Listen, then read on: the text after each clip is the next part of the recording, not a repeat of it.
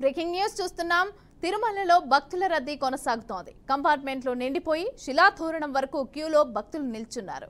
ఇక శ్రీవారి దర్శనానికి 20 గంటల సమయం పడుతోంది. నిన్న 70,668 మంది శ్రీవాసుడిని దర్శించుకున్నారు. 38,036 మంది తలనీలాలు సమర్పించారు. హుండీ ఆదాయం 3.64 కోట్ల రూపాయల వరకు లభించింది. ఇక కాగా ఎక్కువ మంది సామాన్య భక్తులకు దర్శనం కల్పించేందుకు జూన్ 30 వరకు బ్రేక్ దర్శనం రద్దు చేసింది టీటీడీ.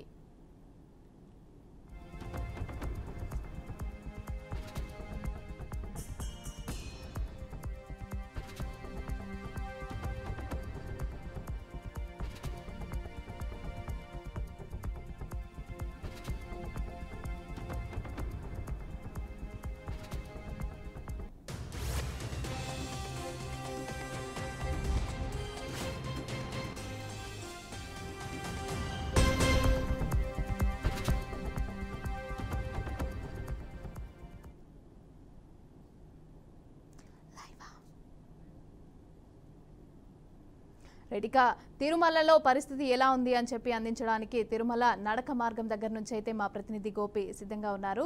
గోపి, చెప్పండి, అక్కడ సిచ్యువేషన్ ఎలా ఉంది? భక్తులందరూ కూడా ఇక్కడ ఎక్కువగా రద్దీగా ఉన్నట్టుగా తెలుస్తోంది. అయితే ఎలాంటి ఏర్పాట్లు చేశారు?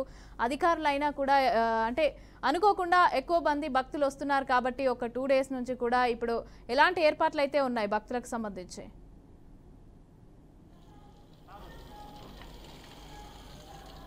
మమత, మొత్తం మీద వేసవి సెలవులు కొనసాగుతున్నాను. మరోవైపు వీకెండ్ రోజులు కూడా కావడంతో ఒకసారిగా తిరుమలకి భక్తులు గత వారం రోజుల నుంచి కూడా తరలి వస్తున్నారని మనం చెప్పుకోవచ్చు. గత వారం నుంచి కూడా ప్రతిరోజు 20 నుంచి 25 గంటల సమయం పడుతుంది స్వామివారి దర్శనానికి సంబంధించి. కాలిబాటకుండా వెళ్ళి తిరుమలకి వెళ్ళే భక్తుల సంఖ్య ఎక్కువగా ఉంది. ఎందుకంటే 10వ తరగతి పరీక్షలు కావచ్చు, లేదంటే ఇంటర్మీడియట్ పరీక్షలు కావచ్చు, వివిధ రకాల పరీక్షల్లో ఉత్తీర్ణత వాళ్ళందరూ కూడా వాళ్ళ తల్లిదండ్రులతో తరలి వెళ్తున్నారు తిరుమలకి. అందువల్లనే తిరుమలలో ఇప్పటికే కంపార్ట్మెంట్లన్నీ నిండిపోయి కిలోమీటర్ల వరకు కూడా భక్తులు కిలోమీటర్లో వేచి ఉంటున్న పరిస్థితి. టీటీడీ కూడా ఎన్నో రకాల ఏర్పాట్లు చేయడం జరిగింది. ఇప్పటికే శ్రీవారి దర్శనానికి సంబంధించి ప్రివిలేజ్ దర్శనాలన్నీ కూడా రద్దు చేయడం జరిగింది. కేవలం వీఐపీలకు ప్రోటోకాల్లో ఉన్న వారికి మాత్రమే స్వామివారి దర్శనం కల్పిస్తున్నారు. ఉదయం స్వామివారికి సంబంధించి సుప్రభాత సేవ తరువాత తోమాల కావచ్చు, లేదంటే అర్చన కావచ్చు, లేదంటే దాని తర్వాత వీఐపీ సంబంధించి ప్రోటోకాల్ దర్శనాలు ప్రారంభమవుతాయి. దాని తర్వాత నుంచి కూడా పూర్తి స్థాయిలో కేవలం సర్వదర్శన భక్తులకు మాత్రమే అనుమతిస్తున్నారు. 300 రూపాయలు ముందుగా బుక్ చేసుకున్న వాళ్ళకందరికీ కూడా వాళ్ళకు ఆ సమయం బట్టి కూడా వాళ్ళకందరికీ కూడా దర్శనం కల్పిస్తున్న పరిస్థితి మనం చూస్తున్నాం. ప్రస్తుతానికి మనం చూడవచ్చు, కాలిబాట గుండా కూడా తిరుమలకి కొంతమంది భక్తులు వెళ్తున్నారు. ఎక్కడి నుంచి వెళ్తున్నారండి? కర్ణాటక. తెలుగు వచ్చా? తెలుగు నాకు వచ్చా. చెప్పండి సార్, ఎక్కడి నుంచి వస్తున్నారు? ఉరకొండ. అంటే రష్ ఎట్లుందంట కొండపైన? కొండపైన బాగా రష్గా రద్దీగా ఉంది. టైం పట్టే అవకాశం ఉంది మీకు? దాదాపు 12 hours పట్టే అవకాశం ఉంది. చెప్తున్నారు కింద. ప్రతి సంవత్సరం వెళ్తుంటారు సార్ తిరుమల? ప్రతి సంవత్సరం వస్తున్నారు. ఓకే, మీరు సార్? హొస్పేట్ సార్. హొస్పేట, తమిళనాడు. ఎక్కడి నుంచి వచ్చారమ్మా మీరు? హొస్పేట్, కర్ణాటక. కర్ణాటక నుంచి వచ్చారు. అందరూ అక్కడి నుంచి వస్తున్నారు. ఎంత టైం పడుతుందంట దర్శనం? ఐడియా అంతే మాకు. 40 hours. 40 hours అంటున్నారా? క్రౌడ్ ఎక్కువ ఉంది చాలా. ఓకే, మనం ఒకసారి ఇట్లా చూస్తే తిరుమలకి వెళ్ళే భక్తులు మనం చూడొచ్చు. ఇక్కడ ఇదే చెకింగ్ పాయింట్గా మనం చెప్పొచ్చు. తిరుమలకి కాలిబాట గుండా నడిచే భక్తులందరినీ కూడా ఇక్కడే చెక్ చేసి వాళ్ళ లగేజెస్ కావచ్చు ఇవన్నీ కూడా చెక్ చేసి తిరుమలకి పంపిస్తూ ఉంటారు. మన విజువల్స్లో మనం చూడొచ్చు. అంటే 2 తెలుగు రాష్ట్రాల నుంచే కాకుండా కర్ణాటక, తమిళనాడు రాష్ట్రాల నుంచి కూడా భక్తులు తరలి వెళ్తున్నారు. మనం ఒకసారి చూడొచ్చు, కాలిబాట గుండా కూడా ఇదే తిరుమలకు సంబంధించిన కాలిబాటగా మనం చెప్పొచ్చు. అలిపిరి దాదాపుగా అంటే కొద్ది దూరం మెట్లెక్కిన తర్వాత ఇదంతా కూడా భక్తులు తిరుమలకి వెళ్తున్న పరిస్థితి మనం చూస్తున్నాం. మరోవైపు తిరుమలకి వెళ్ళే భక్తులకు అందరికీ కూడా టీటీడీ ఇప్పటికే కూడా భారీ ఏర్పాట్లు చేయడం జరిగింది. క్యూ లైన్లో వేచి ఉండే భక్తులకి అందరికీ కూడా వాళ్ళకి ఎటువంటి ఇబ్బందులు లేకుండా అన్నప్రసాదాల పంపిణీ నుంచి గదులు, కాటేజీల విషయాలు కావచ్చు, లేదంటే ముందు వస్తున్న భక్తుడికి ముందు అన్న పద్ధతిలో వాళ్ళకందరికీ కూడా గదులు, కాటేజీలు ఏర్పాటు చేస్తున్నారు. అదే స్థాయిలోనే దాదాపుగా 10-15 గంటల సమయం ఒక్కొక్క భక్తునికి పడుతుంది కాబట్టి ఎటువంటి సిఫార్సు లేకుండా కూడా వాళ్ళకందరికీ కూడా సర్వదర్శనానికి వెళ్ళే భక్తులకి అందరికీ కూడా ఏర్పాట్లు చేయడం జరిగింది. మరోవైపు తిరుమలకి వెళ్ళే కాలిబాటలు ఏదైతే ఈ శ్రీవారి మెట్టు కావచ్చు, కాలిబాట ఈ అలిపిరి కాలిబాట మార్గాల్లో తిరుమలకి వెళ్ళే సమయంలో ఇక్కడెక్కడ కూడా అంటే చిరుతలకు సంబంధించిన సమస్య కూడా ఉంటుంది కాబట్టి వాళ్ళకి అంటే చిన్నపిల్లల్ని తీసుకెళ్లే సమయంలో వాళ్ళపైన దాడులు చేసే అవకాశం లేకుండా చాలా జాగ్రత్తలు కూడా ఇప్పటికే కూడా టీటీడీ తీసుకోవడం జరిగింది. గతంలో మనం చూస్తే కొంతమంది పిల్లలపైన దాడి చేసిన పరిస్థితులు మనం చూసాం. మరి అలాంటిది రిపీట్ కాకుండా ఉదయం తెల్లవారితో నుంచి కూడా మధ్యాహ్నం వరకే భక్తులకి అనుమతిస్తారు కాబట్టి చిన్నపిల్లల్ని ప్రధానంగా దగ్గర పెట్టుకొని గుంపులుగా వెళ్ళాలనేది టీటీడీ విజిలెన్స్ సిబ్బంది కావచ్చు, టీటీడీ అధికారులు కూడా గతంలో చెప్పడం జరిగింది. ఇప్పుడు కూడా అలాంటి నిబంధన కొనసాగుతుంది.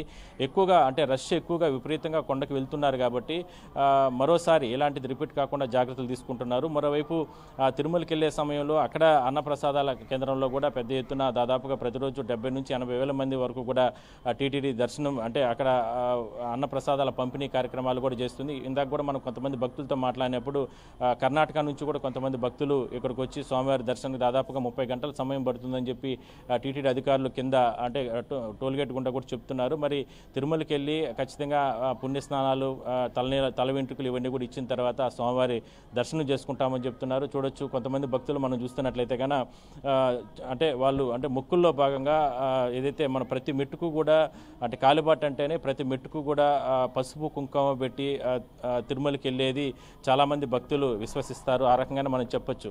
ఎక్కడి నుంచి వచ్చారు మీరు? నెల్లూరు నుంచి వస్తున్నాను. నెల్లూరు నుంచి. ఎన్ని గంటల సమయం పడుతుందంట తిరుమలకి ఐడియా చెప్తున్నారా?